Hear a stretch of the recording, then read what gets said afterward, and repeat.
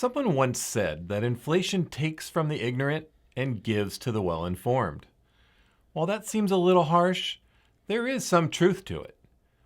And if you're not aware of what's happening economically around you, then you will suffer. And those who are informed adapt and usually prosper. The well-informed people keeping an eye on the real estate market are seeing a change. On today's market update, we'll talk about some of those changes. Hello, I'm Jeff Moss, and welcome to All the Right Moves.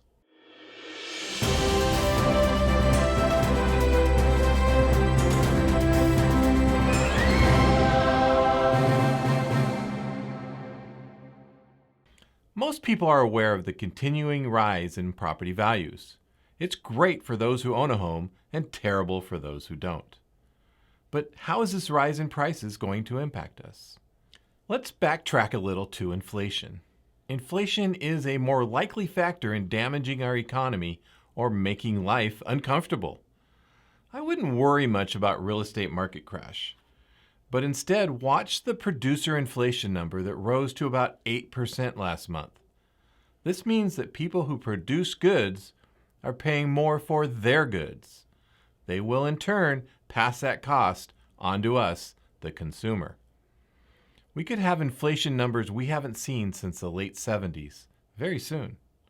But how does that affect real estate? It may not, but it probably will.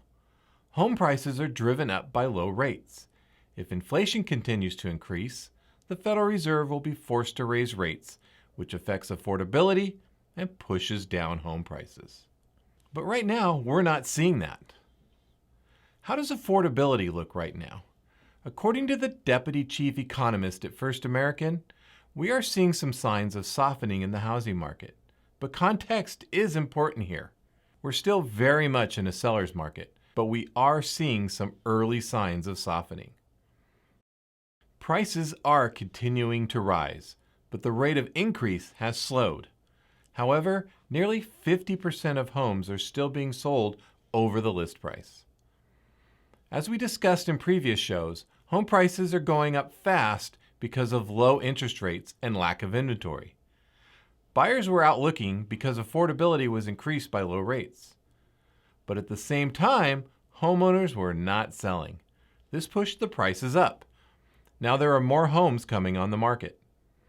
If we continue to see more homes on the market and the rates stay low, we will see a strong real estate market for the months to come. But what about affordability? Check this out. Affordability is based not only on the home price, but current household income and interest rates. Basically, how much can you buy based on your income and the monthly payment? Lower rates means lower payments. So on this slide, the higher the number, the better. Today, we sit at 146. If your house payment takes up a smaller amount of your income, prices won't be considered too high in a free market. Another variable many omit when discussing home prices is the cost to rent. Theoretically, if you don't buy, you will rent. If rent is comparable to a home payment, house prices aren't too high. It doesn't mean everyone can afford to buy. It does mean that your housing choices aren't tilted one way. You may have seen a report that foreclosures have gone up 20% or even 60%.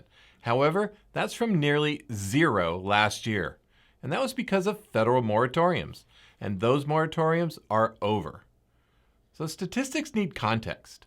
In Las Vegas, where foreclosures are high, it's 1 in every 5,000 homes is in foreclosure. Compare that to 2009 when it was 1 in 10. Don't let numbers scare you. Get the facts and context. And on that straightforward note, that's it for our show. Thanks for watching. We'll see you next time on All the Right Moves with Jeff Moss.